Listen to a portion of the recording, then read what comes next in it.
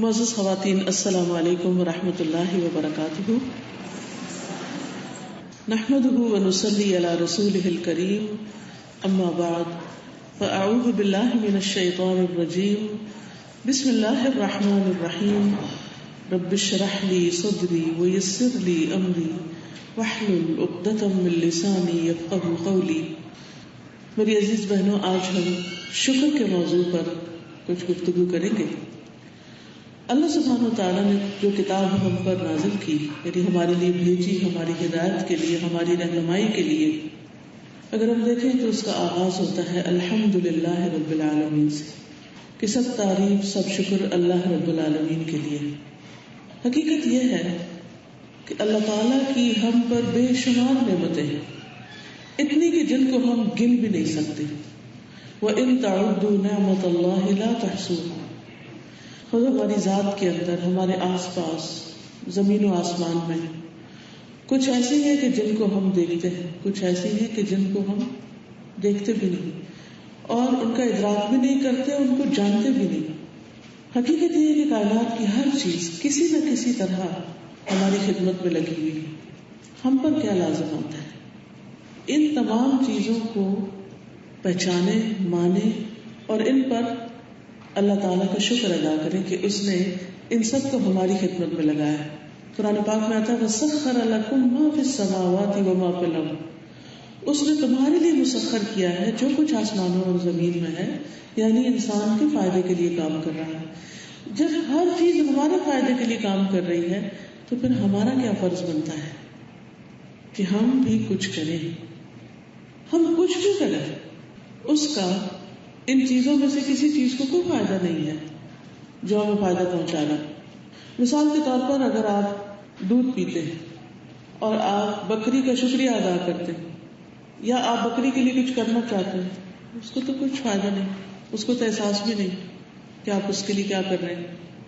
جو بھی چیز ہم دیکھتے ہیں کائنات میں، جتنی بھی چیزیں، ان میں سے کچھ بہت زیادہ فائدے کی ہیں اور کچھ محض اپنے وجود کے ساتھ اس دنیا کو رونق بخش رہی اور ہر طرف خوبصورتی پھیلا رہی، لیکن ان کو اپنے وجود کا کچھ بھی احساس نہیں۔ مثلاً پھول کو نہیں پتا وہ کتنا خوبصورت ہے، تو اس کی خوبصورتی کس کے لیے؟ اس کے رنگ، اس کی نزاکت، اس کے شیڈ، اس کی پنکھڑیاں، یہ ساری چیزیں کس کے لیے؟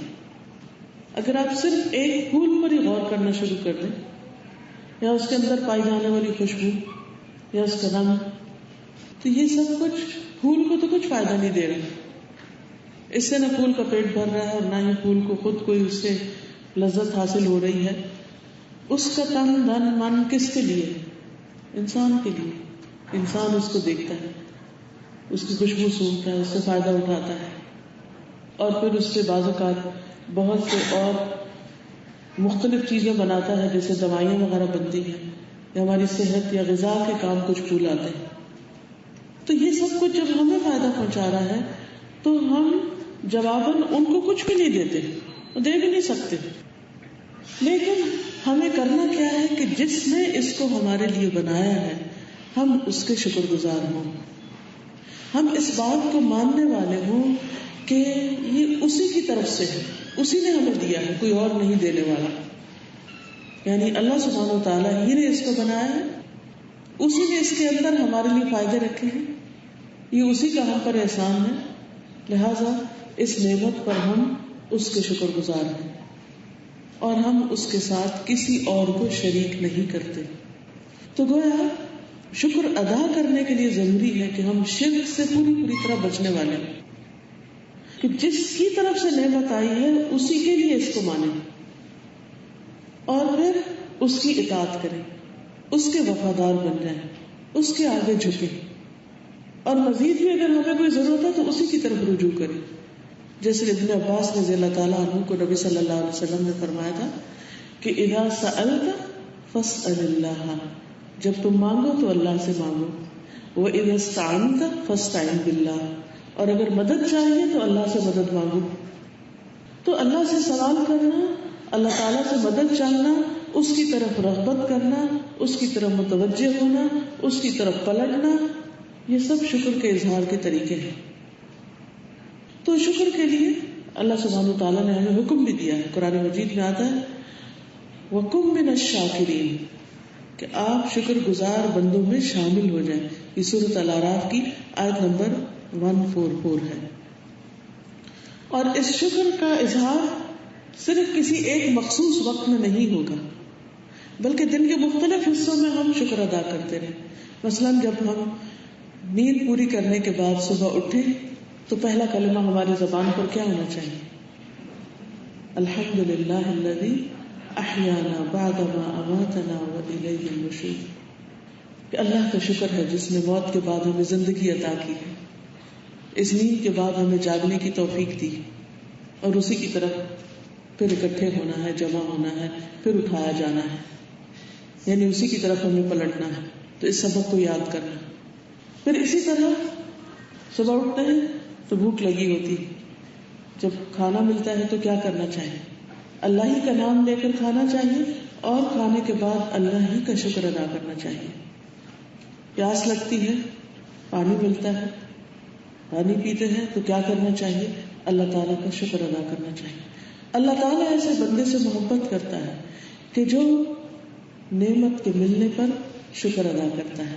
اور پھر اس کا وعدہ ہے لئن شکرتم لأزیدنکم, اگر تم شکر ادا کرتے رہو گے تو میں تمہیں نعمتیں اور زیادہ دوں گا. یعنی ان نعمتوں کی حفاظت بھی ہوگی اور ان میں اضافہ بھی ہوتا چلا جائے گا. تمہارا حال پہلے سے بہتر ہوتا چلا جائے گا. حقیقت یہ ہے کہ اللہ تعالیٰ اپنے بندوں پر ظلم نہیں کرتے. یہ ہم خود انسان ہیں جو اپنی جانوں پر ظلم کرتے ہیں. اور وہ ظلم کیا ہے؟ ظلم کہتے ہیں کسی چیز کو اس کا حق نہ دینا. جب ہم کھانے پینے کا حق نہیں دیتے یعنی شکریہ ادا نہیں کرتے, شکر گزار نہیں ہوتے, تو دراصل ہم اپنے اوپر ظلم کر رہے ہوتے ہیں. یعنی جو ذمہ داری ہماری تھی ہم اس کو پورا نہیں کرتے اور اللہ سبحانہ وتعالیٰ کے حق میں کمی کرتے ہیں. اللہ تعالیٰ کو ہماری عبادت کی ضرورت نہیں, اس کو ہمارے ذکر کی, اس کو کلمہ شکر کی, اس کو ہمارے الحمدللہ کہنے کی, ان نعمتوں کے اعتراف کی, اکنالج کرنے کی اس کو کوئی ضرورت نہیں, نہ اس کو اس کا کوئی فائدہ ہے. لیکن اس نے ہم پر جو یہ لازم کیا ہے یہ دراصل ہمارے اپنے ہی فائدے کے لیے ہے. اور اس میں سب سے بڑا فائدہ کیا ہے کہ انسان جب دنیا میں نعمتوں کو پہچان کر, محسوس کر کے زندہ رہتا ہے, زندگی بسر کرتا ہے, تو ایک خوشگوار زندگی بسر کرتا ہے. اس کے دل کا بوجھ اور غم ہٹتا ہے, اس کے اندر ایک خوشی پیدا ہو جاتی, اس کی تھنکنگ پازیٹیو ہو جاتی, کیونکہ وہ ہر چیز کو اس نگاہ سے دیکھتا ہے کہ الحمدللہ یہ میرے پاس ہے. اس کی ایک سینس آف اچیومنٹ ہوتی, اس پر وہ شکر ادا کرتا ہے اور خوش ہوتا رہتا ہے. اس کو احساس محرومی نہیں رہتا, کیونکہ اگر ہم دیکھیں تو جو کچھ ہمیں ملا ہے وہ اس کے مقابلے میں بہت زیادہ ہے جو ہمیں نہیں ملا. ہماری ہر بنیادی ضرورت پوری ہو رہی, اسی لیے تو ہم زندہ ہیں. اگر ہمیں آکسیجن نہ ملتی, ہمیں روشنی نہ ملتی, ہمیں خوراک نہ ملتی تو ہم زندہ ہی نہیں رہ سکتے تھے. ہاں, چونکہ اللہ تعالیٰ نے یہ زندگی, یہ دنیا امتحان کے لیے بنائی ہے, اس لیے جب اللہ سبحانہ وتعالیٰ بندے کو آزمانا چاہتا ہے, امتحان لینا چاہتا ہے, تو وہ اس کی نعمتوں میں کمی بیشی کر دیتا ہے. بعض اوقات کوئی چیز دیتا نہیں تاکہ بندے کو احساس رہے کہ جو کچھ دیا ہے, جو کچھ ملا ہے وہ اللہ ہی کی طرف سے, اور اگر اس نے نہیں دیا تو تم کچھ کر نہیں سکتے. تو بعض اوقات وہ کچھ دیتا نہیں, مثلاً بعض اوقات کسی کو اولاد نہیں دیتا, بعض اوقات کسی کو بیٹا نہیں دیتا, کسی کو بیٹی نہیں دیتا, بعض اوقات کسی کے یہاں رزق کی کمی ہوتی, بعض اوقات دینے کے بعد لے لیتا ہے تاکہ انسان کو آزمائے, انسان کا امتحان لے کہ انسان کرتا کیا ہے. اور جو ملنے پر شکر ادا کرتا ہے اور کسی بھی نعمت کے چلے جانے پر صبر کرتا ہے تو وہ امتحان پاس کر جاتا ہے اور اس کا درجہ اللہ تعالیٰ کے ہاں اور بلند ہو جاتا ہے, وہ اللہ سبحانہ تعالیٰ کے قریب ہو جاتا ہے, اور اس طرح اس کی زندگی خوشگوار ہوتی چلی جاتی ہے. تو حقیقت یہ ہے کہ جو انسان نعمتوں کا احساس رکھتا ہے, نعمتوں کو دیکھنے کی نگاہ رکھتا ہے, نعمتوں کو دیکھ کر خوش ہونے والا دل رکھتا ہے, وہ انسان زندگی کے جھمیلوں میں، زندگی کی بہت ساری پریشانیوں میں، بہت سارے ایسے وسوسے جو انسان کے دشمن شیطان کی طرف سے اس کے دل میں آتے ہیں، ان تمام چیزوں کے باوجود، بہت سی ناگوار انپریڈکٹیبل صورتحال پیش آنے کے باوجود، جو انسانی نفس پر بڑی بھاری ہوتی، اس کے باوجود وہ خوش رہتا ہے، اس کے باوجود وہ اپنے حواس نہیں کھوتا، وہ ان نعمتوں سے فائدہ اٹھانا نہیں چھوڑتا جو آلریڈی اس کو ملی ہوئی. لیکن جب انسان کے اندر شکر نہیں ہوتا، ناشکری ہوتی ہے، تو ناشکری کا سب سے بڑا نقصان یہ ہوتا ہے کہ انسان اپنے آپ کو ٹارچر کرتا ہے. ہر وقت اس کے اندر ایک غم پلتا رہتا ہے، ہر وقت اس کے اندر ایک خوف سا رہتا ہے، ایک پریشانی سی رہتی، ایک بے چینی سی رہتی. وہ ہر وقت کسی ایک خاص چیز کو، جہاں اس کی زندگی میں کمی ہوتی ہے یا کہیں اس کا کوئی نقصان ہو چکا ہوتا ہے، اس کی ساری توجہ کا مرکز وہ خاص چیز ہو جاتی ہے اور وہ اسی کے بارے میں سوچتا رہتا ہے، جس کے نتیجے میں اس کے اندر ایک احساس محرومی پیدا ہوتا ہے اور وہ اپنے آپ کو ٹارچر کرتا رہتا ہے، اور اس کے اندر سے یہ صلاحیت ختم ہو جاتی ہے کہ وہ نعمتوں کو دیکھ سکے جو وافر مقدار میں اس کے سامنے موجود ہیں.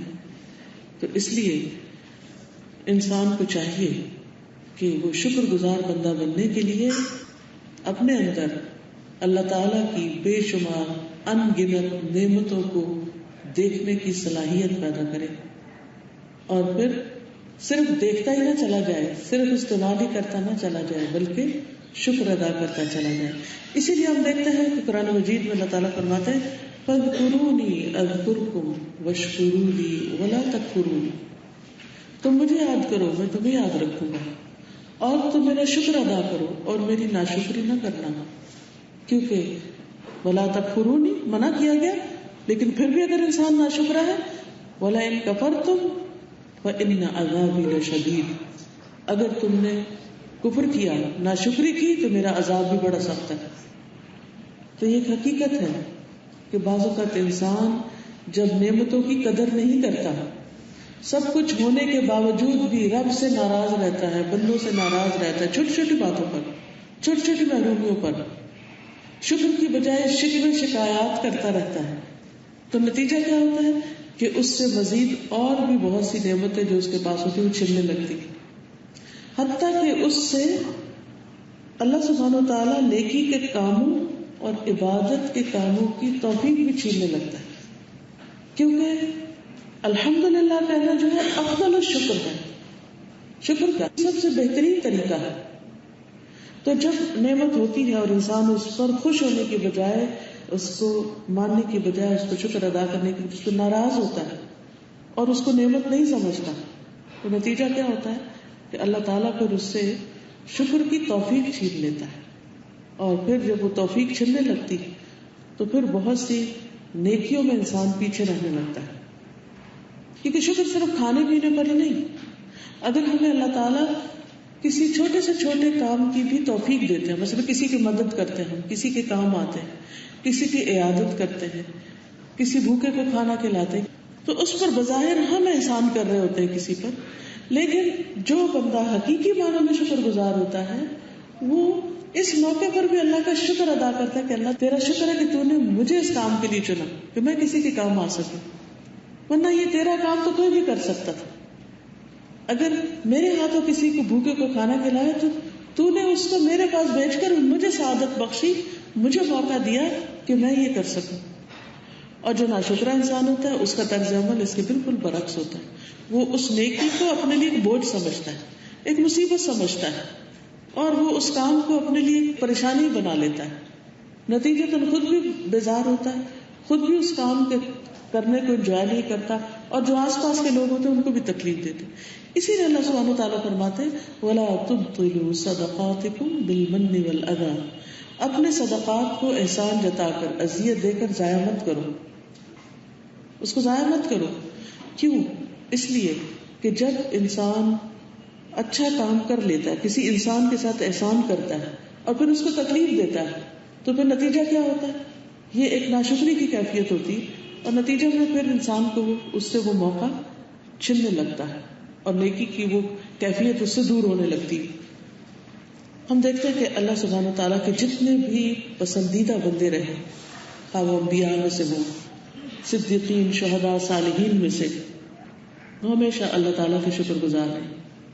اللہ تعالیٰ کے ایک صالح بندے لقمان علیہ السلام کے بارے میں قرآن مجید میں آتا ہے وَلَقَدْ آتَيْنَا لُقْمَانَ الْحِكْمَةَ أَنِ اشْكُرْ لِلَّهِ وَمَن يَشْكُرْ فَإِنَّمَا يَشْكُرُ لِنَفْسِهِ. ہم نے لقمان کو حکمت عطا کی، اور وہ کیا تھی؟ أَنِ اشْكُرْ لِلَّهِ، کہ اللہ کے شکر گزار ہو. اور جس کو حکمت مل گئی اس کو تو خیر کثیر مل گئی، بہت بڑی دولت مل گئی. اور یہ حکمت کیا ہے؟ یہ حکمت وہ صلاحیت، وہ بصیرت، وہ روشنی ہے کہ جس کے ساتھ انسان بہترین فیصلے کرتا ہے. کسی بھی کام کے اندر ہمیشہ آپ نے دیکھا ہوگا کہ انسان ڈبل مائنڈیڈ ہوتا ہے. مثلاً یہاں آپ کو آنا تھا، کہیں اور جانا تھا، تو آپ ڈبل مائنڈیڈ، اچھا یہاں جاؤں وہاں جاؤں، یہ کروں وہ کروں، کروں یا نہ کروں. حتیٰ کہ چھوٹے چھوٹے کام جو ہم گھر میں کر رہے ہوتے ہیں ان میں بھی ہم بعض اوقات، جیسے کھانے میں پکا رہے ہیں تو اچھا یہ ایک ڈالوں کہ دو ڈالوں. اب دونوں میں سے جو ڈیسیژن آپ لیں گے اس کے مطابق نتیجہ نکلے گا. مثلاً آپ سبزی بنا رہے، آپ سوچتے ہیں اس میں پیاز ڈالوں یا نہ ڈالوں. ایک چھوٹی سی بات، آپ اگر ڈالتے ہیں تو ٹیسٹ اور ہوگا، نہیں ڈالتے تو ٹیسٹ اور ہوگا. ابھی ایک فیصلہ تھا جو آپ کو کرنا تھا. اب بہترین فیصلہ کس کا ہوگا؟ جس کو اللہ سمجھ دے کہ کہاں پیاز ڈلتا اور کہاں نہیں ڈلتا. اور پھر ایک دفعہ ڈالنے کے بعد اگر غلطی ہو گئی تو اس سے جو ٹیسٹ میں فرق آیا اگلی دفعہ وہ اپنے آپ کو اس سے روک لیتا ہے. بالکل اسی طرح زندگی کے باقی کاموں میں بھی کس وقت مجھے کیا کرنا چاہیے. اور بعض اوقات نیکی کے بڑے بڑے مواقع ہوتے ہیں، سامنے پڑے ہوتے ہیں، لیکن چونکہ سمجھ نہیں ہوتی، عقل نہیں ہوتی، توفیق نہیں ہوتی، فائدہ نہیں اٹھا پاتے اس سے. مثال کے طور پر نیکیوں میں سے ایک بہت بڑی نیکی والدین کا دل خوش کرنا ہے. بعض اوقات والدین ہمارے گھر ہوتے ہیں، ہمارے سامنے بیٹھے ہوتے ہیں، اور ہمیں توفیق نہیں ہوتی کہ ہم ان کا دل خوش کریں. ایک شخص ابن عباس کے پاس آیا، کہنے لگا کہ مجھ سے قتل ہو گیا ہے اور میں بہت نادم ہوں، بہت پریشان ہوں، میری معافی کی کوئی صورت ہو سکتی؟ مجھے کوئی نیکی کا کام بتائی کہ میں کچھ کروں تاکہ وہ گلٹ ختم ہو، وہ توبہ قبول ہو. انہوں نے کہا کہ کیا تمہاری ماں زندہ ہے؟ ان کا کہ نہیں زندہ نہیں. کہا خالہ زندہ ہے؟ جاؤ اور اس کے ساتھ احسان کرو، اس کا دل خوش کرو. بعض اوقات ہماری اپنی ماں نہیں ہوتی، ساس ہوتی ہے، لیکن ساس کو ماں ہی کوئی نہیں سمجھتا. اتنا بڑا نیکی کمانے کا موقع ہمارے گھر میں موجود ہوتا ہے، لیکن ہم سارا جلتے کودتے رہتے ہیں، یہ کیا لائبلٹی ہو گئی، ہم پر ذمہ داری پڑ گئی. حالانکہ اگر ہم احسان کا رویہ اختیار کریں، بعض اوقات ایسا تو بزرگ بیمار ہوتے ہیں، چڑچڑے ہوتے ہیں، تکلیف میں ہوتے ہیں، تو وہ دل کے برے نہیں ہوتے، لیکن ان کی تکلیفیں ان کی مسکراہٹ ختم کر دیتی. جب انسان ینگ ہوتا ہے نا تو امنگیں ہوتی ہیں دل میں، نئے نئے کام کرنے کے شوق اور بلبلے اور جذبے ہوتے ہیں، تو انسان اپنے ہی خیالوں میں مسکراتا رہتا ہے، بہت سی چیزیں اس کو خوش کرنے والی ہوتی. لیکن جو انسان وقت کے ساتھ ساتھ بڑا ہوتا ہے، ذمہ داریاں بڑھتی چلی جاتی، جسم ساتھ چھوڑتا چلا جاتا ہے، تکلیفیں بڑھتی اور غم بڑھتے چلے جاتے ہیں، جس کے نتیجے میں انسان کو اب اپنے سامنے موت نظر آ رہی ہوتی، تو obviously وہ مسکرانا بھول جاتا ہے، وہ خوش ہونا بھول جاتا ہے. اس کے کھانے پینے کی خوشیاں، اس کے کسی بھی چیز میں شریک ہونے کی خوشیاں کم ہونے لگتی. اب نتیجہ کیا ہوتا ہے کہ جو آس پاس کے ینگ بچے ہوتے ہیں وہ نہیں سمجھ پاتے کہ ان کو بزرگوں کو کیا ہے، وہ بس ان کو بلیم کرنا شروع کر دیتے ہیں کہ یو وری ٹو مچ، آپ تو کسی چیز میں خوشی نہیں ہے، ہماری ساس تو ہم سے کبھی خوشی نہیں ہوئی، ہم کچھ بھی کر لیں. وہ اس وجہ سے نہیں کہ آپ میں کوئی خرابی ہے، اس وجہ سے کہ خود ان کے اندر ایسی تکلیف ہے کہ وہ نہیں خوش ہو پا رہے، لیکن ہم سمجھتے نہیں کیونکہ حکمت ہی نہیں ہے، سمجھ ہی نہیں ہے. تو نتیجہ کیا ہوتا ہے کہ ہمارا رویہ درست نہیں ہوتا. اب آپ دیکھیے کہ جس شخص کو حکمت مل گئی، اور اس کا تعلق ضروری نہیں کہ کسی بزرگی عمر کے ساتھ ہے، بعض ینگ لوگ بھی بہت سمجھدار ہوتے ہیں، جس کو یہ بات سمجھ آ گئی، دوسرے کی پوزیشن سمجھ آ گئی، دوسرے کی تکلیف سمجھ آ گئی، تو وہ کیا کرے گا؟ وہ اس کو مہلت دے گا، اس کی جگہ پر کھڑا ہو کر سوچے گا، اور اپنے لیے جو نیکی کا موقع ہاتھ ہے اس کو نہیں گنوائے گا، احسان کرنا شروع کر دے گا یک طرفہ طور پر کہ یہ میرے بزرگ ہیں، یہ میرے لیے برکت کا باعث ہے. کیونکہ حدیث میں صاف طور پر آتا ہے البرکۃ مع اکابرکم، برکت تمہارے بزرگوں کے ساتھ ہے، بڑوں کے ساتھ ہے. ماں ہے تو ٹھیک ہے، ماں نہیں تو خالہ، خالہ نہیں تو ساس، ساس نہیں تو کوئی ساس یا اماں کی بہن، ابا کی بہن، دادی، نانی، کوئی بھی خاندان میں بزرگ، یا مردوں میں سے دادا، نانا، چچا، کوئی بھی بڑے. تو اگر ان میں سے کوئی بھی موجود ہو، پاس موجود ہو یا کہیں اور، انسان کے لیے بہت بڑی نیکی کا موقع ہے کہ مومن کو خوش کر دے. اور اگر مومن کو خوش کر رہا ہے تو مومنوں میں سے سب سے بڑا حق والدین کا ہے کہ ان کو خوش کر دے. اب ہو سکتا ہے کہ آپ ایک دفعہ ٹرائی کریں، 2 دفعہ کریں، 3 دفعہ کریں، وہ نہیں خوش ہو رہے، تو پھر آپ کو غور و فکر کرنے کی ضرورت ہے کہ کون سی چیز انہیں خوش کرتی. مثلا ہو سکتا ہے کہ ان کو ان کے بچوں کا تذکرہ، ان کو اپنی کوئی پرانی یادیں وہ خوش کرتی، یا ان کے اوپر کوئی بوجھ ہے، کوئی بات وہ سلجھا نہیں پا رہے، کوئی چیز ان کو بادر کر رہی تو وہ غم بانٹنا، اس مسئلے کا حل تلاش کرنا. یہ ساری وہ چیزیں ہیں کہ جس سے انسان دوسرے کی مدد کر سکتا ہے. اب یہ جو مواقع ہیں، ان مواقع کا ملنا اور اس پر خوش ہونا اور ان مواقع کو اویل کرنا، یہ شکر ادا کرنا ہے. ہم سمجھتے ہیں کہ شاید نیکی کمانا جو ہے وہ بہت آسان ہے اور ہر وقت ایک آئیڈیل سچویشن ہوگی جس میں ہم اچھے اچھے کام کریں گے تو ہم بہت ثواب کما لیں گے. بعض اوقات انسان بہت کچھ کر کے نہیں، صرف کسی ناپسندیدہ چیز پر صبر کر کے، شکر ادا کر کے بہت بڑا مقام پا سکتا ہے. بعض اوقات ایک انسان کے لیے اللہ تعالیٰ نے بہت بلند درجہ رکھا ہوتا ہے مگر اس کا عمل اتنا نہیں ہوتا کہ اس درجے تک پہنچ سکے. وہ کوشش کرتا ہے مگر کامیاب نہیں ہوتا. تو ایسے میں اللہ تعالیٰ اس کو کسی امتحان میں ڈال دیتے ہیں اور اس امتحان میں وہ صبر کرتا ہے، اللہ سبحانہ و تعالیٰ سے راضی رہتا ہے. تو اللہ سبحانہ و تعالیٰ اس صبر اور شکر اور رضامندی کی وجہ سے اس کا درجہ بلند کر دیتے اور اس اعلی مقام تک اس کو پہنچا دیتے. لیکن یہ ساری باتیں کس کو سمجھ آئیں گی؟ اسی کو جس کو اللہ تعالیٰ سمجھ دے گا. اسی لیے حدیث میں آتا ہے من یرد اللہ بہ خیرا یفقہہ فی الدین، اللہ تعالیٰ جس کے ساتھ بھلائی کا ارادہ کرتا ہے اس کو دین کی سمجھ دے دیتا ہے، اس کو نیکی کرنے کے مواقع نظر آنے لگتے ہیں اور ان نیکیوں کو کر کر وہ شکر ادا کرنے لگتا ہے.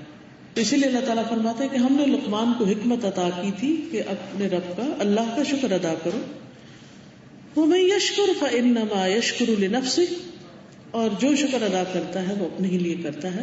یعنی شکر کا سب سے پہلا بڑا فائدہ خود اس کے اپنے آپ کو پہنچتا ہے. انسٹنٹ گریٹیفیکیشن ہوتی ہے، انسٹنٹ اطمینان اور سکون کی کیفیت پیدا ہوتی ہے اور پھر اجر اور ثواب محفوظ کر لیا جاتا ہے.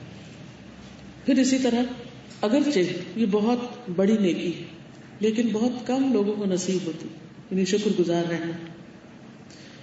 صرف چکنی چپڑی کھا کر شکر گزار ہونا ہی شکر گزار ہونا نہیں ہوتا، روکھی سوکھی کھا کر بھی شکر گزار ہونا شکر گزار ہوتا ہے.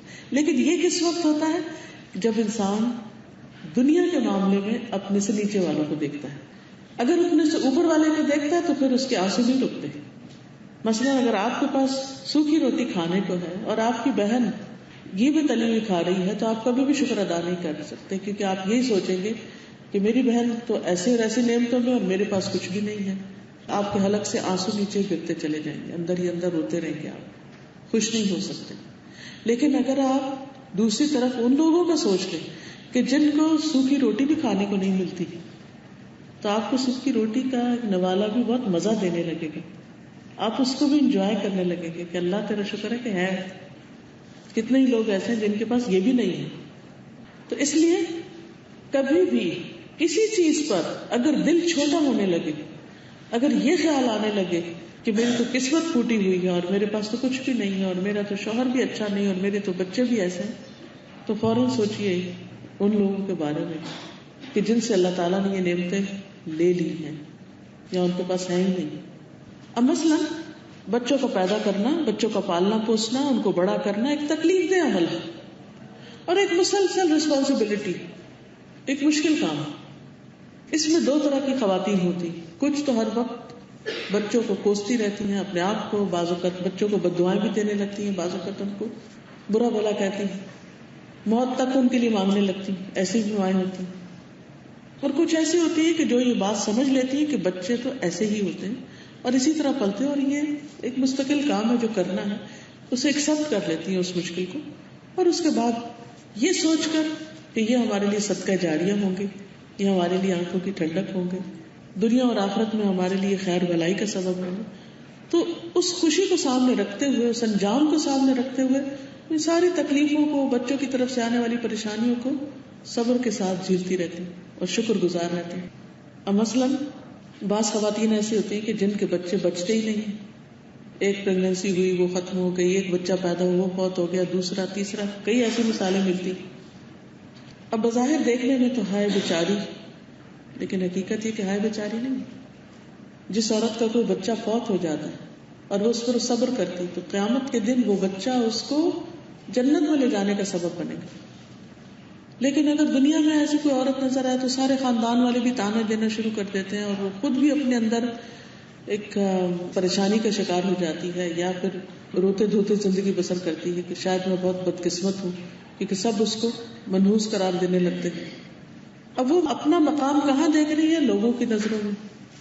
حالانکہ وہ اگر اپنا مقام دیکھے اللہ کی نظر میں اور اس صبر کا اجر جان لے اور اپنا آخرت کا انجام سمجھ لے تو اس کے لیے یہی دکھ اور یہی تکلیف بہت شکر گزاری کا سبب بن جائے گی. بعض اوقات ماں باپ میں لڑائی ہوتی، یعنی ایک طرف بچوں کی تکلیف ہوتی، کبھی ماں باپ کی طرف سے تکلیف ہوتی. ماں باپ کے بیچ میں لڑائی اور بچے ان کو دیکھ دیکھ کے سہم رہے، خوف کا شکار ہیں، پریشانی کا شکار ہیں، دکھ کا شکار ہیں. لیکن ایسے میں پھر دو رویے، ایک رویہ یہ ہے کہ انسان پریشان رہے، اور دوسرا یہ کہ اس موقع پر بھی شکر ادا کرنے والا ہو. اب کیسے شکر ادا کرے؟ کیسے شکر ادا کرے؟ گھر میں ہر وقت لڑائی فساد ہے. ٹھیک ہے یہ تکلیف ضرور ہے، لیکن یہ ہے کہ ایٹ لیسٹ ماں باپ ہیں تو صحیح، وہ جیسے بھی ہیں تو صحیح. کیونکہ ماں باپ جیسے بھی ہوں، ان کی آپس میں نہ بھی بنتی ہو، ان میں سے ہر ایک اپنے بچوں کے لیے بہت اچھا ہوتا ہے، ان کے لیے دعائیں کرنے والا، ان کی خیر چاہنے والا. اور حقیقت یہ ہے کہ جو دعائیں ماں باپ مانگتے ہیں اپنے بچوں کے لیے وہ کوئی اور نہیں مانگتا، اور جس کثرت سے مانگتے ہیں. تو اگر آپ کو ماں باپ سے کوئی بھی فائدہ نہ پہنچ رہا ہو، صرف دعاؤں کا فائدہ پہنچ رہا ہو، تو بھی سمجھے کہ آپ خوش قسمت ہیں کہ آپ کو مخلصانہ دعائیں مل رہی ہیں. پھر بعض اوقات ماں باپ فوت ہو جاتے ہیں تو انسان دکھی ہو جاتا ہے. ایسے بھی یاد کیجیے حضور صلی اللہ علیہ وسلم کو، جن کے والد انہوں نے دیکھے ہی نہیں، جن کی والدہ 6 سال کی عمر میں فوت ہو گئی. کیا پہچان ہوتی ہے بچے کو؟ کچھ بھی یاد نہیں ہوتا. لیکن دنیا کے عظیم ترین انسان بن کر اٹھتے ہیں. کبھی بھی سیلف پٹی کا شکار نہیں ہونا چاہیے. میں ایسا کیوں ہوں؟ کیونکہ مجھے اچھا ماحول نہیں ملا. یہ بھی ایک ناشکری ہوتی. انسان اپنی صلاحیتوں سے فائدہ نہیں اٹھاتا، ہر وقت کوئی نہ کوئی ریزن تلاش کرتا ہے اپنے فیلئر کی اور دوسروں کو بلیم کرتا رہتا ہے. کیونکہ بچپن میں ہمارے گھر کا ماحول اچھا نہیں تھا اس لیے میں دینی نہیں، میرے ماں باپ ریلیجس نہیں تھے اس لیے میں ریلیجس نہیں. بھائی ٹھیک ہے وہ تو ایک پارٹ تھا، اس کے بعد دنیا میں اپرچونٹیز ختم تو نہیں ہوگی. سکھانے کے لیے، سیکھنے کے لیے اور بہت سے مواقع تھے. کبھی انسان پریشان ہوتا کہ اوہ اب اتنی عمر گزر گئی ہے، اب میں کوئی کام کروں، اب تو میں کچھ بھی نہیں کر سکتا. ہر وقت یہ سوچتے رہتے اب تو میری عمر گزر گئی ہے، اب تو موقع چلا گیا. نہیں، ابھی بھی بہت کچھ. زندگی کے آخری لمحے تک زندگی کی نعمت موجود ہے. آج سفر شروع کر دیجیے اللہ کے راستے میں، اللہ کی پسند کے مطابق. اگر آپ کا ایک قدم بھی کسی ڈائریکشن پہ چل پڑا تو اسی سے بخشش ہو جائے گی. اصل بات ریئلائزیشن کی. یاد رکھیے وہ شخص جس نے 99 قتل کیے تھے، لیکن اس کے اندر یہ تھا کہ مجھے توبہ کرنی ہے. وہ بے چین تھا اس چیز کے لیے، اور اللہ کو اس کی سچی نیت پتہ تھی. وہ ایک راہب کے پاس جاتا ہے اور چاہتا ہے کہ اس کو کوئی طریقہ بتایا جائے کہ اس کی معافی ہو جائے. تو راہب کہتا چونکہ وہ کم علم تھا، اس کو پتہ نہیں تھا، اس نے ایسے فتویٰ دے دیا نہیں تمہاری معافی نہیں ہو سکتی، تم بہت گناہ گار ہو. جسے عام طور پہ لوگ فتوے دیتے رہتے کہ اللہ فلاں کو نہیں بخشے گا. یہ جملہ بھی نہیں نکالنا چاہیے مجھ سے، کیونکہ اللہ تعالیٰ فرماتے ہیں یہ کون ہے جو مجھ پہ قسم کھا رہا ہے، میں اس کو تو بخش دوں گا، میں تمہیں پکڑ لوں گا. تو آپ دیکھیے کہ جس وقت وہ راہب کے پاس گیا اس نے اس کو مایوس کر دیا اور پھر اس کو بھی قتل کر دیا.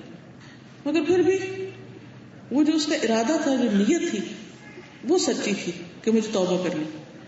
پھر وہ تلاش کر کے کسی عالم کے پاس جاتا اور اس سے پوچھتا تو اس سے امید دلاتا ہے کہ کہ تمہاری توبہ قبول ہو جائے، لیکن تم اپنی صحبت بدل دو، کمپنی چینج کر لو، کسی ایسے علاقے میں چلے جاؤ کہ جہاں تمہیں نیک لوگ ملے، تمہارا ماحول تبدیل ہو جائے.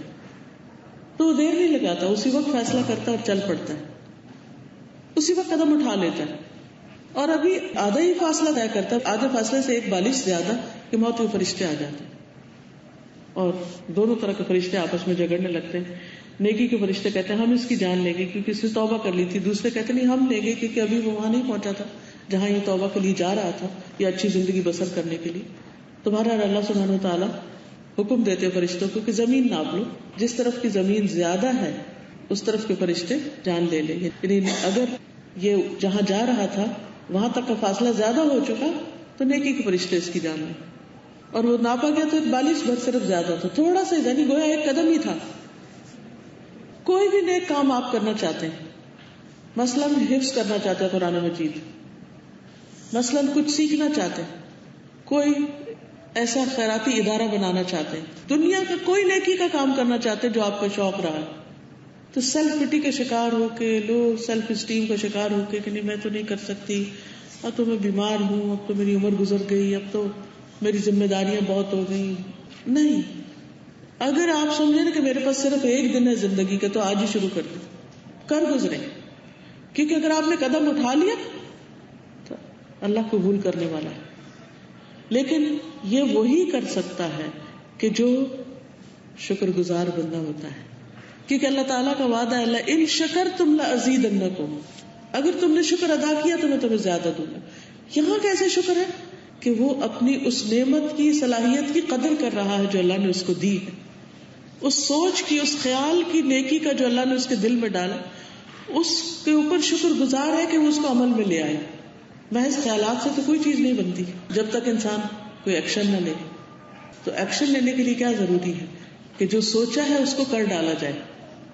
تو اس سے کیا فائدہ ہوگا کہ انسان اللہ تعالیٰ کے قریب ہوگا اور فائدہ مند زندگی بسر کرے گا. لیکن اللہ تعالیٰ شکوہ کرتے کہ قلیلا ما تشکرون، کتنا کم ہے جو تم شکر ادا کرتے ہو. پھر اسی طرح شکر گزاری میں ایک تو اللہ تعالیٰ کی شکر گزاری ہے ہی الحمدللہ، لیکن دوسری طرف بندوں کا شکر گزار ہونا. حدیث میں آتا ہے لا یشکر اللہ من لا یشکر الناس، وہ بندہ اللہ کا شکر گزار ہو ہی نہیں سکتا جو بندوں کا شکریہ ادا نہیں کرتا. تو جن بندوں سے ہمیں فیض پہنچتا ہے ان سب کا شکریہ ادا کرنا ضروری ہے. جب شکریہ ادا کرنے کی بات ہوتی ہے تو ہم عام طور پر سمجھتے ہیں کہ صرف تھینک یو بول دو یا لکھ دو یا زبان سے، یا صرف کسی فارمل طریقے سے. اصل میں شکر گزاری یہ ہے کہ انسان کسی بھی انسان کے کیے ہوئے احسان پر خوشی کا اظہار کرے کہ الحمدللہ میں خوش ہوں. مثلا والدین نے آپ پر جو احسان کیے ان پر والدین کے سامنے خوشی کا اظہار، اس بات کا اظہار کہ میں اس بات پر شکر ادا کرتا ہوں، فخر کرتا ہوں کہ اللہ نے مجھے آپ جیسے والدین دیے. ان کی تعریف کرے لوگوں کے بیچ میں، کیونکہ جو لوگوں کے بیچ میں کسی کی تعریف کر دیتا وہ اس کے شکریہ کا حق ادا کر دیتا ہے. بعض اوقات ایسا بھی ہوتا ہے نا ہم کسی کے منہ پر نہیں بول سکتے، لیکن بیک بائٹنگ کتنی آسانی سے لوگ کر رہے ہوتے ہیں. تو rather than doing back biting کیا کرے انسان؟ دوسروں کی تعریف شروع کر دے، دوسروں کے جو ہم پر احسانات ہیں ان احسانات کا ذکر کرنا شروع کر دے. ماں ہے، خالہ ہے، بہن ہے، دوست ہے، احباب ہے، کوئی بھی ہے. حتیٰ کہ اگر گھر میں میڈز کام کر رہی ہیں تو ان کو بھی شکریہ بولے اور ان کا بھی اچھے لفظوں میں ذکر کرے. عام طور پر لوگ بیٹھے ہوتے ہیں تو نوکروں کے قصے لے کے بیٹھ جاتے ہیں اور ان کی برائیاں اور ان کے مسائل، اور ٹھیک ہے مسائل ہیں کیونکہ اگر ان کی اتنی عقل سمجھ ہوتی تو یہ کام تو نہ کرتے. تو جو کام ان کے حصے میں آیا اگر وہ اس کو پوری طرح نہیں بھی کر پاتے تو جو بھی وہ ایفرٹ لگا رہے ہیں تو اس پر شکر گزار ہونا چاہیے. ایک اور چیز یہ ہے کہ جب انسان شکر گزار ہوتا ہے تو ایک طرح سے انڈائریکٹلی وہ دوسرے کو انکریج کرتا ہے کہ وہ اور آگے بڑھے.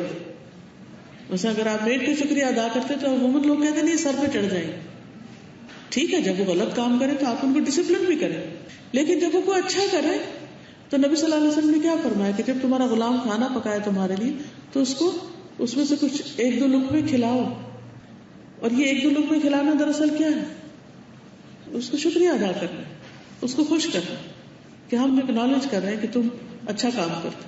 اس کو کبھی کوئی گفٹ دے دینا، کسی بھی طرح سے جو ان کے لیے خوشی کا باعث ہوتا ہے، ان کی چھٹی دے دینا، یا دوست احباب سے ملنے کی اجازت دے دینا، یا کوئی اچھا کپڑا لے دینا، یا کوئی اچھا کھانا کھلا دینا، یعنی کوئی بھی طریقہ ہو سکتا ہے کہ جس سے ہم اس بات کا اظہار کریں کہ ہمیں ان سے بھی محبت ہے اور ہم ان کی قدردانی کرتے ہیں۔ جب ان کے اندر ایک اعتماد آئے گا کہ آپ ان کی قدردانی کرتے ہیں تو نتیجہ کیا ہوگا؟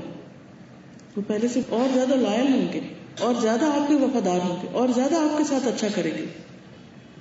پھر اسی طرح بڑی بڑی چیزوں پر بھی شکر ادا کرنا چاہیے اور چھوٹی چھوٹی نعمتوں پر بھی، کیونکہ حدیث میں آتا ہے من لم یشکر القلیل لم یشکر الکثیر، جو چھوٹی چیز کا شکریہ ادا نہیں کرتا وہ بڑی کبھی نہیں کرتا، کیونکہ یہ پورا ایٹیٹیوڈ ہوتا ہے نا۔ یا تو آپ شکر گزار لوگوں میں سے، کیونکہ اللہ تعالیٰ فرماتے کم من الشاکرین، اپنا نام شکر گزاروں میں لکھواؤ، ان میں شامل ہو جاؤ، نہ شکر لوگوں میں نہیں، شکر گزاروں۔ تو شکر گزاروں میں کیسے ہوں گے؟ جب وہ صفت اتنی زیادہ اندر آ جائے گی کہ پھر اس کے مطابق ہی ایکشن ہونے لگے گے، پھر وہ چھوٹی بات پر اور بڑی بات پر ایک پورا ایٹیٹیوڈ، ایک رویہ، ایک اخلاق، ایک طریقہ زندگی، ایک معاملہ انسان کا ویسا ہی ہونے لگے گا۔ پھر حدیث میں آتا ہے کہ وہ اللہ تعالیٰ کا شکر ادا نہیں کرتا جو لوگوں کا نہیں کرتا، اور اللہ کی نعمتوں کا اظہار شکر ہے اور ان کو چھوڑ دینا ناشکری ہے، اور جماعت پر رحمت اور فرقہ بندی عذاب ہے۔ یہ بھی اسی حدیث کا حصہ ہے، کیونکہ جب لوگ شکر گزار ہوتے ہیں تو ان کے دل جڑتے ہیں اور وہ اکٹھے ہوتے ہیں، اور جب ناشکری ہوتی ہے تو دل پھٹتے ہیں اور آپس میں ڈویژنز ہو جاتی ہیں، جس کے نقصان کیا ہوتا ہے، جس کا نتیجہ کیا ہوتا ہے کہ لوگ پھر ہر کوئی 1.5 اینٹ کی مسجد الگ بنا کے بیٹھ جاتے اور پھر ہر ایک کی کوششیں بکھر جاتی، نتیجتاً مسلمان ایک پوری قوت نہیں بنتے۔ تو شکر گزاری کا ایک فائدہ یہ بھی ہے کہ اس سے دلوں کو جوڑا جا سکتا ہے، دل قریب آتے ہیں۔ حالانکہ اس میں کچھ گھستا نہیں ہے کہ انسان کسی کی بھی ایفرٹ کو اکنالج کر لے کہ ہاں اس کے اندر یہ چیز ہے۔ پھر اسی طرح انسان اپنے عمل سے شکر گزاری کرے، جیسے اللہ تعالیٰ کی عبادت میں کثرت کر کے۔ اب اس کے لیے کیا کرنے کی ضرورت ہے؟ نمازیں تو ہیں ہی فرض، دن میں کوئی نہ کوئی ایک وقت ایسا نکالیں جس میں خالص اللہ کی رضامندی کے لیے نوافل پڑھیں، خواہ وہ تہجد ہو، خواہ وہ اشراق ہو، خواہ وہ نمازوں کے بعد کے نوافل ہو، کسی وقت بھی ہو، کیونکہ سجدہ انسان کو اللہ کے قریب کرتا ہے۔ تو اللہ تعالیٰ کی شکر گزاری کے لیے سجدوں کی کثرت۔ نبی صلی اللہ علیہ وسلم نماز میں اتنا لمبا قیام کرتے کہ آپ کے پاؤں سوج جاتے، تو جب آپ سے کہا گیا تو آپ نے فرمایا افلا اکون عبدا شکورا، کیا میں اللہ کا شکر گزار بندہ نہ بنوں؟ پھر اسی طرح قرآن مجید کے ساتھ تعلق، کیونکہ قرآن مجید اللہ تعالیٰ کا کلام ہے۔ ہر روز مصحف کھولے، کیونکہ اللہ کی کتاب کو کھولنا اللہ تعالیٰ کو پسند ہے، چاہے ایک لائن پڑھے لیکن مصحف ضرور کھولے۔ اور ویسے بھی چاہے آپ کو حفظ ہو، دیکھ کر پڑھنا زیادہ پسندیدہ بنسبت اس کے کہ انسان صرف زبانی حافظے سے پڑھے۔ اللہ کی کتاب، ایک صحابی تو وہ کتاب اٹھاتے تھے رونے لگ جاتے تھے اور اپنے ساتھ لگاتے، اس کو چومتے کہ یہ اللہ کی کتاب ہے اور یہ میرے پاس ہے، اللہ نے میرے پاس بھیج دی، یعنی قرآن سے اپنی محبت کا اظہار کرتے تھے۔ تو قرآن مجید کے ساتھ اپنی محبت، اپنی چاہت، اپنے تعلق کا اظہار کریں، اس کو کہیں چھوڑ نہ دیں شیلف میں کہ بس ٹھیک ہے کسی دن ہم فارغ ہوں گے تو اٹھا لیں گے، نہیں، ان اٹینڈڈ نہ ہو، نگلیکٹڈ نہ ہو، بلکہ روز اٹھائیں، پیار سے اٹھائیں، محبت سے کھولیں اور اس میں سے کچھ نہ کچھ پڑھیں اور اس کو مارک کرتے جائیں، ہر روز جتنا پڑھے اس سے مارک کر لیں، پھر آگے پڑھیں، پھر آگے پڑھیں۔ پھر بعض لوگ 3 دن میں پورا کر لیتے ہیں، بعض 7 دن میں کر لیتے ہیں، بعض 1 مہینے میں کر لیتے ہیں، بعض 2 مہینے میں کر لیتے ہیں، جتنا آپ کر سکیں۔ تو یہ بھی شکر گزاری نعمت ہدایت پر کہ اللہ نے ہمیں یہ نعمت عطا کی۔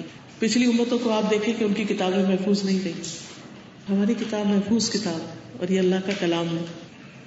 پھر اسی طرح نمازوں کے علاوہ سجدہ شکر، شکر کے نوافل نہیں ہوتے لیکن سجدہ شکر۔ نبی صلی اللہ علیہ وسلم کے پاس جب کوئی خوشی کی بات آتی یا آپ کوئی خوشخبری دیے جاتے تو اللہ کا شکر ادا کرنے کے لیے سجدے میں گر پڑتے، فوراً جھک جاتے کہ اللہ یہ سب کچھ تیری طرف سے۔ عام طور پر لوگ خوشی میں کیا کرتے ہیں؟ اکڑتے ہیں، بازو اونچے کرتے ہیں، ہائے ہو گئے کرتے ہیں، لیکن ایک مومن بندے کی شکر گزاری اللہ کے آگے جھکنے میں. نبی صلی اللہ علیہ وسلم نے مکہ فتح ہونے کے موقع پر شکر کس طرح کیا تھا؟ آپ اونٹ پر سوار تھے. آپ کو معلوم ہے نا کہ اس وقت آپ کس طرح بیٹھے ہوئے تھے کہ آپ رو رہے تھے, آنسو آپ کی داڑھی مبارک پر گر رہے تھے, اور آپ اس طرح جھکے ہوئے تھے فزیکلی بھی کہ آپ کی تھوڑی کونٹ کے جاوے کے ساتھ لگ رہی تھی, وہ جو اوپر ہمسا ہوتا ہے نا, اٹھی ہوئی جگہ جو تھی اس کے ساتھ لگ رہی تھی. اور اس طرح آپ شکر ادا کرتے ہوئے داخل ہوئے. بنی اسرائیل کو بھی اللہ تعالیٰ نے حکم دیا تھا وَادْخُلُوا الْبَابَ سُجَّدًا, سجدہ ادا کرتے ہوئے, یعنی سجدہ شکر, نماز پڑھ کے تو نہیں, لیکن یہ کہ جھکتے ہوئے سجدے میں یعنی شکر کرتے ہوئے تم اس دروازے سے داخل ہونا. لیکن انہوں نے ناشکری کی تو اللہ سبحانہ وتعالیٰ نے ان پہ عذاب نازل کیا. تو یہ حقیقت ہے کہ جب بندہ نعمت پاتا اور شکر ادا نہیں کرتا تو پھر اللہ تعالیٰ ناراض ہو جاتا ہے, اور جو شکر ادا کرتا ہے اس پر اتنا اجر ہے, بے پناہ اجر. جیسے حدیث میں آتا ہے الطاعم الشاکر بمنزلۃ الصائم الصابر, کھانا کھا کے شکر ادا کرنے والا صابر روزہ دار کے برابر ہے مقام میں. آپ ایک دن روزہ رکھتے ہیں, صبر کرتے ہیں, آپ کے لیے بہت اجر ہے. اگلے دن آپ روزہ نہیں رکھتے لیکن کھا کر شکر ادا کرتے ہیں, آپ کو اسی طرح اجر مل رہا ہے. تو مومن دو حالتوں میں سے ایک حالت میں ہوتا ہے. پھر اسی طرح حضرت ثوبان کہتے ہیں کہ جب سونے چاندی کے بارے میں قرآن مجید میں نازل ہوا تو لوگوں نے کہا ہم کون سا مال رکھیں, یعنی کہ سونا چاندی بہت اکٹھا کرنا, ذخیرہ کرنا اور اس کی زکوٰۃ نہ دینا, یہ تو ناپسندیدہ ہے. تو اس سے زیادہ قیمتی کوئی سی چیز ہو سکتی کہ جو ہم جمع کریں. حضرت عمر نے کہا میں تمہیں بتاتا ہوں. پھر اپنے اونٹ کو تیز دوڑایا اور نبی صلی اللہ علیہ وسلم تک جا پہنچے, اور میں ان کے پیچھے تھا, یعنی حضرت ثوبان جو تھے. عمر کہتے ہیں میں نے عرض کیا اللہ کے رسول صلی اللہ علیہ وسلم ہم کون سا مال رکھ سکتے ہیں؟ آپ نے فرمایا تم میں سے ہر ایک کو چاہیے کہ شکر ادا کرنے والا دل, ذکر کرنے والی زبان اور مومنہ بیوی رکھے جو آخرت کے معاملے میں تمہاری مدد کرے. یہ سونے چاندی سے بھی زیادہ قیمتی چیزیں ہیں. شکر والا دل, ذکر والی زبان اور مومن ساتھی. تو آپ دیکھیے دنیا بھی جنت بن جاتی. یعنی اگر آپ شکر ادا کر رہے ہیں اور آپ جس مجلس میں ہیں, جس محفل میں ہیں, جو آپ کے گھر میں لوگ ہیں وہ بھی شکر ادا کرنے والے ہیں اور پھر کثرت سے اللہ کا ذکر کرنے والے ہیں اور ایمان پر آپ کو تقویت دینے والے ہیں, سپورٹ کرنے والے ہیں, تو آپ دیکھیے دنیا میں بھی آپ کا دل خوش رہے گا, کیونکہ شکر بھی اطمینان قلب کا ذریعہ ہے, ذکر بھی اطمینان قلب کا ذریعہ ہے, اور اچھی کمپنی اور اچھا دوست اور اچھے ساتھی بھی خوشی کا باعث ہے. تو دنیا بھی جنت بن جاتی. اسی لیے آپ دیکھیے یوسف علیہ السلام کو جب ہر چیز مل گئی تو انہوں نے کیا دعا کی, فاطر السماوات والارض انت ولی فی الدنیا والآخرہ توفنی مسلما والحقنی بالصالحین, کہ اللہ مجھے صالحین کے ساتھ ملا دے, نیک لوگوں کی صحبت عطا کر دے, نیک لوگوں کی دوستی عطا کر دے. کیونکہ نیک لوگ, مومن لوگ اگر آپ غلطی کریں گے تو آپ کو بتائیں گے کہ غلطی ایسا نہیں کریں, اچھا کریں گے تو آپ کو سپورٹ کریں گے, آپ کو مدد دیں گے, آپ کی ہمت بنائیں گے, ڈھارس بنائیں گے. مثلا مومنہ بیوی میں سے سب سے بہترین مثال کون سی؟ حضرت خدیجہ کی, کہ فوراً آپ پر ایمان لائے, سب سے پہلی مومن, اور پھر کس طرح آپ کو سپورٹ کیا ہر چیز میں, صرف مال سے نہیں, مال سے تو کیا ہی, لیکن گڈ ورڈز کے ساتھ آپ کی خوبیوں کو یاد دہانی کرا کے. کہ جب نبی صلی اللہ علیہ وسلم پریشان ہوئے کہ میرے ساتھ کیا ہو گیا ہے, ایک بوجھ محسوس کر رہے تھے وحی کا, تو انہوں نے کیا کہا, کلا واللہ لا یخزیک اللہ ابدا, ہرگز نہیں, اللہ کی قسم اللہ آپ کو کبھی بھی رسوا نہیں کرے گا. اتنا کانفیڈینس, اتنا یقین, اتنا توکل اللہ سبحانہ و تعالیٰ کا, اللہ آپ کو کبھی رسوا نہیں کرے گا, کیونکہ آپ کی عادات اتنی اچھی. انک لتحمل الکلب وتکسب المعدوم وتقری الضیف, کہ آپ مہمانوں کی عزت کرتے ہیں, آپ لوگوں کا بوجھ اٹھاتے ہیں, آپ جن کے پاس نہیں ان کو کما کر دیتے ہیں. جو شخص اتنے اچھے اچھے کام کرے اللہ اس کو رسوا نہیں کرتا, اس کی عزت نہیں کم ہو سکتی, اللہ آپ کے ساتھ خیر و بھلائی کا معاملہ کرے. تو یہ وہ بیوی ہے, یہ مومنہ بیوی کے جو نبی صلی اللہ علیہ وسلم جب تک زندہ رہی ہر چیز میں آپ کے ساتھ رہی, ہر چیز میں سپورٹ کرتی رہی. تو اسی لیے جب ہم رشتے دیکھیں تو ٹھیک ہے, شکل عقل باقی چیزیں ہر ایک کی اپنی چوائس پسند ہوتی ہے, لیکن دین اور ایمان کے پہلو کو ہرگز نظر انداز نہ کریں. مثلا آپ کے بیٹے کے لیے اگر کوئی نیک مومن بیوی ہوگی تو اس کا فائدہ کیا ہوگا, وہ اس کو نیکی کے کاموں میں سپورٹ دے گی, ورنہ کیا کرے گی, وہ اس کے مال و دولت کو عیش و عشرت میں اڑا دے گی. اور جس میں نہ دنیا کا فائدہ نہ آخرت کا فائدہ. اور اس کے مقابلے میں جو ناشکری بیوی ہوتی ہے، نبی صلی اللہ علیہ وسلم نے فرمایا اللہ تعالیٰ قیامت کے دن اس عورت کی طرف دیکھے گا بھی نہیں جو اپنے شوہر کی ناشکری ہوتی، حالانکہ وہ اس سے کبھی بے نیاز نہیں ہو سکتی. یعنی کبھی بھی عورت اکیلا رہنا یا شوہر کے بغیر اس طرح خوش نہیں رہ سکتی جس طرح شوہر کا ہونا اور اس کا ساتھ ہونا اور اس کی سپورٹ ہونا اس کے لیے خوشی کا باعث ہو سکتا ہے. اور پھر خاص طور پر نبی صلی اللہ علیہ وسلم نے عورتوں کو نصیحت کی ایک موقع پر کہ وہ اپنے شوہروں کے شکر گزار ہوں. اسماء بنت یزید کہتی ہیں کہ میں اپنی سہیلیوں کے ساتھ تھی کہ نبی صلی اللہ علیہ وسلم ہمارے پاس سے گزرے. آپ نے ہمیں سلام کیا اور فرمایا سنو، نعمت دینے والوں کے ساتھ احسان فراموشی نہ کرنا، یعنی جو تم پر خرچ کرتے ہیں، جو تمہارا خیال رکھتے ہیں، تم ان کا احسان بھولنا نہیں. میں سوال کرنے میں بہت تیز تھی، حضرت اسماء بنت یزید کہتی ہیں. میں نے کہا اللہ کے رسول صلی اللہ علیہ وسلم، نعمت دینے والوں کی احسان فراموشی کیا ہے؟ یعنی ان کا احسان کیسے نہیں مانتا انسان؟ آپ نے فرمایا ہو سکتا ہے کہ تم میں سے کوئی ایک اپنے ماں باپ کے گھر عرصے تک بن بیاہی بیٹھی رہے کہ اس کی شادی نہ ہو، لیٹ ہو جائے، پھر اللہ اس کو شوہر دے، پھر اس کو اولاد بھی دے اس شوہر سے، پھر کسی بات سے غصے میں آ جائے تو ناشکری کرے اور کہے مجھے تجھ سے کوئی بھلائی نہیں ملی. حقیقت یہ ہے کہ ایک عورت کی ویکنس ہوتی ہے، کیونکہ جلد باز ہوتی ہے نا، خواتین جذباتی ہوتی، فوراً کنکلوژن پہ جمپ کر جاتی، اینڈ تک پہنچ جاتی. تو اسی لیے ہمیں یہ نصیحت کی گئی کہ شوہر بعض اوقات بہت کچھ کرتے ہیں تو ہم ایک لفظ نہیں بولتے کہ شکریہ آپ کا کہ آپ نے اتنا کچھ کیا، اتنا کچھ ہمیں دیا. کتنی خواتین ایسے ہیں جو اس بات پر شکر گزار ہوں کہ اللہ تعالیٰ نے ہمیں اس شوہر سے اتنی اچھی اولاد عطا کی. اگر ہماری شادی نہ ہوتی، شوہر نہ ہوتا تو اولاد کہاں سے ہوتی؟ لیکن اس بات کو تو کبھی عورت سوچتی بھی نہیں، بلکہ وہ سمجھتی کہ شاید ہمارے اوپر ظلم ہوا اور ہمیں اتنے بچے پیدا کرنے پڑے. لیکن ظلم نہیں ہے، یہ بھی اللہ کا احسان ہے. اللہ نے نیکی کا موقع دیا. دیکھیے دنیا میں کوئی بھی چیز فری نہیں، ہر نعمت کے ساتھ کوئی نہ کوئی تکلیف بھی. تو جب کوئی نعمت آئے اور اس کے ساتھ تکلیف ہو، تکلیف کو بھلا دیں، نعمت کو یاد رکھیں. مثال کے طور چھوٹی سی مثال دیتی ہوں. مثلا یہ پانی کی بوتل، ٹھنڈے پانی کی بوتل، مجھے پیاس لگی، میں اس کو کھولنا چاہتی ہوں، کھل نہیں رہی. اچھا، اب عام طور پر جب بوتل نہیں کھلتی تو پھر ہم کیا کرتے ہیں؟ ہمارے چہرے کے تاثرات کیا ہوتے ہیں، ہماری زبان سے کیا نکلتا ہے، اور ہم اس کے ساتھ سلوک کیا کرتے ہیں. یہ بھول جاتے ہیں کہ اس کے اندر ٹھنڈا پانی بھرا ہوا، میری نظر اس پہ رہنی چاہیے. اگر کھولنے میں کچھ تکلیف ہو گئی ہے تو سی سا کر کے تکلیف کا اظہار کرنا ہی نہ جانے، بلکہ اس کے اندر جو کچھ ہے اسے دیکھ کر خوش ہو اور اسے پی کر اللہ کا شکر ادا کرے. تو شکر زندگی کو خوشگوار بناتا ہے، شکر زندگی میں خوشیاں لاتا ہے. لیکن وہی شکر ادا کر سکتا ہے جو ہر نعمت کے ساتھ لگی ہوئی تکلیف کو بھلا کر، نظر انداز کر کے نعمت پر نظر رکھے. کیونکہ دنیا میں مکمل راحت کسی کے پاس نہیں اور کسی بھی چیز میں نہیں. ہمیشہ یاد رکھیے، دنیا میں مکمل راحت، مکمل خوشی، پورا سکون کسی بھی چیز میں نہیں، کیونکہ اللہ نے وہ صرف جنت میں رکھا ہے، یہاں نہیں رکھا. یہاں ہر چیز کے ساتھ مشکل ہے. لیکن اللہ سبحانہ وتعالیٰ نے کتنے پازیٹیو وے میں فرمایا ان مع العسر یسرا، کیونکہ انسان تنگی کو زیادہ مینشن کرتا ہے، یاد رکھتا ہے. تو اللہ تعالیٰ نے فرمایا کہ اچھا تنگی ہے، تنگی کے ساتھ آسانی بھی ہے. فإن مع العسر یسرا، تنگی کے ساتھ آسانی. یعنی یہ نہیں کہا کہ آسانی کے ساتھ تنگی، کیونکہ جب آسانی ہوتی ہے تو ہم اس وقت بھول جاتے ہیں کہ تنگی بھی تھی. لیکن تنگی کو عموماً زیادہ مینشن کرتے ہیں، نقصان کا ذکر زیادہ کرتے ہیں، فائدوں کو کم کرتے ہیں.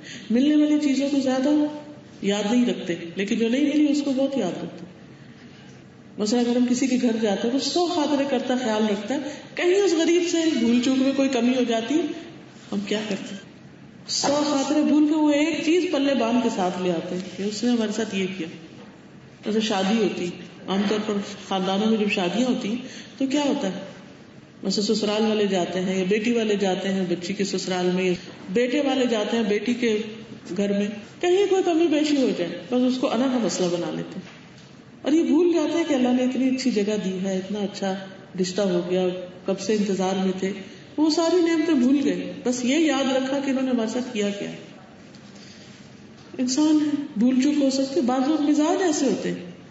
مجھے یاد ہے ریسنٹلی ہمارے خاندان میں ایک نکاح ہوا، مسجد میں تھا نکاح. اب ہوا کیا کہ مسجد کافی ساری سیڑھیاں تھیں، بزرگ خواتین بھی اور سارے کسی نہ کسی طرح پہنچے. گرمی بھی بہت تھی، وہاں پر کوئی پنکھوں کا بھی صحیح انتظام نہیں تھا کیونکہ مسجد بہت بڑی ہے. تو جب آرکیٹیکچر ایسا تھا اور کوئی پاکستان کی بجلی کہ اگر آپ اے سی ویسی چلائیں بھی تو ساری مسجد کہاں سے ٹھنڈی ہو. اتفاق سے سیڑھیوں پہ سارے کارپیٹ ادھڑے ہوئے تھے، گوند چپکی ہوئی تھی اس پر. مسجد کا مائک بھی ٹھیک نہیں تھا. اب جتنے بھی لوگ وہاں پہنچے، وہ گرمی بھی تھی، ان کے لیے پانی کا کوئی انتظام نہیں تھا، ان کو کچھ لفظ سنائی نہیں دیا نکاح میں کیا ہوا، ان کے کھانے کا کوئی انتظام کچھ بھی نہیں تھا وہاں. کیونکہ جو سسرال والے تھے وہ دیر سے آئے، جب وہ آئے تو وہ جو چھوارے یا کوئی کھانے پینے کی چیز ہوتی وہ بھی لانا بھول گئے، اور سب لوگ ایسے ہی واپس چلے گئے. یعنی نکاح میں شریک ہوئے، کچھ بھی کھانے پینے کو نہیں ملا اور ویسے ہی واپس چلے گئے. لیکن مجھ سے جب کسی نے پوچھا تو میں نے کہا مجھے تو اتنا مزہ آیا ہے، حالانکہ یہ ساری چیزیں میرے سامنے تھی. میں نے کہا مجھے اتنا مزہ آیا کہ میں اس نکاح کے بہانے اتنے سارے لوگوں سے ملی ہوں اور سب کو دیکھ کر خوش ہوئی ہوں، اور مسجد میں مغرب کی نماز پڑھنے کا موقع مل گیا اور ایک روحانیت کی کیفیت تھی. تو میں تو دیکھنے لگے کہ اچھا اب میں بھی یہ کر سکتی تھی. کیا نکاح تھا، نہ پانی تھا، نہ کوئی کھانے کی چیز تھی، اور کیا سیڑھیوں پہ کیا گند مچا ہوا تھا، اور کیا ضروری تھا وہیں کیا جاتا، کہیں اور بھی ہو سکتا تھا، ایسا بھی ویسا، سب تبصرے ہو سکتے. لیکن اگر انسان وہاں جانے کی جو خوشی آپ محسوس کرتے اسپرچل اور ویسے لوگوں کی یعنی کہ سوشل گیدرنگ میں، اگر آپ اس کو یاد رکھیں تو پانی تو پیتے ہی رہتے ہیں، چھوارے بھی کھاتے رہتے ہیں. کیا ہوا اگر کسی وقت نہیں ملے؟ It's not a big deal, کوئی بڑا ایشو نہیں ہونا چاہیے. لیکن عام طور پر ہم انہی چیزوں کو مسئلہ بنا کر تعلقات بگاڑ بیٹھتے ہیں. نتیجہ کیا ہوتا ہے؟ اعمال نامہ بھی خراب، تعلق بھی خراب، اور آئندہ اسی شخص سے جو آپ کو فائدہ پہنچنے والا وہ بھی نہیں ملتا کیونکہ ناراضگی ہوگی اب. تو اس لیے کیسی بھی کیفیت ہو، کوئی بھی چیز ہو، تو ایک تو اس میں پرفیکشن نہ تلاش کریں، نہ کسی انسان میں، نہ کسی جگہ میں، نہ کسی سچویشن میں. اور دوسرا یہ ہے کہ مسائل سے اوپر اٹھ کے سوچیں. ہر چیز میں مسئلے ہوتے ہیں لیکن مسئلوں کو نہیں زیادہ سوچیں، جو اس کے اندر خیر کی چیز ہے اس کے بارے میں زیادہ سوچیں اور اس سے فائدہ اٹھائیں. اور پھر جب نعمتیں نظر آنے لگے تو اس پر تھرل فیل کریں، اچھا یہ بھی ہے، ایسا بھی ہوتا ہے، ایسا بھی ہوتا ہے. پھر اسی طرح یہ ہے کہ جو اپنے سے کم نعمتوں والے ان کو سامنے رکھیں، اوپر والوں کو نہ دیکھیں، نیچے والوں کو دیکھیں. وہ مشہور حکایت ہے نا کہ شیخ سعدی کے پاس ایک دفعہ جوتا نہیں تھا، تو انہوں نے دیکھا کہ ایک شخص کا پاؤں ہی نہیں ہے. تو وہ اس بات کو غمگین تھے کہ میرا جوتا نہیں ہے، یہ جوتا کھو گیا. تو انہوں نے دیکھا کہ ایک شخص گزر رہا ہے اور اس کا پاؤں ہی نہیں ہے. انہوں نے شکر ادا کیا کہ جوتا تو پھر بھی مل جائے گا، پاؤں تو نہیں مل سکتا، پاؤں تو ہے میرا. تو جو چیز نہیں ہے اس کے بارے میں سوچنے کی بجائے وہ سوچے جو موجود ہے. اور پھر یہ بھی ہے کہ اللہ نے چونکہ دنیا امتحان کے لیے بنائی ہے، اس لیے تیار رہیں کہ مومن کے لیے ایک امتحان کے بعد ایک اور ہوگا. مرتے دم تک مومن آزمایا جاتا ہے اور موت بھی اس کے لیے آزمائش. جب بندہ ایک سٹیپ اوپر چڑھ جاتا ہے تو وہاں یہ نہیں کہ اللہ تعالیٰ چھوڑ دیتے، پھر ایک اور آزمائش آتی، پھر ایک اور آتی، پھر ایک اور آتی، حتیٰ کہ بلند درجوں پہ پہنچ کے مومن اللہ سے ملاقات کرتا ہے. اللہ تعالیٰ سے دعا ہے کہ وہ ہمیں اپنا شکر گزار بندہ بنائے اور ہمیں عمل کرنے والا بنائے. وآخر دعوانا ان الحمد للہ رب العالمین. اللہ تعالیٰ آپ سب کو بہترین جزائے خیر عطا کرے کہ چھٹی کے دن آپ اپنے وقت میں سے ایک حصہ نکال کر یہاں تشریف لائے اور آپ نے چند باتیں سنی، اور میرے لیے بہت خوشی کی بات ہے کہ آپ سب سے یہاں ملاقات کر رہی ہیں. جزاکم اللہ خیرا. سبحانک اللہم و بحمدک، اشہد ان لا الہ الا انت، استغفرک و اتوب الیک.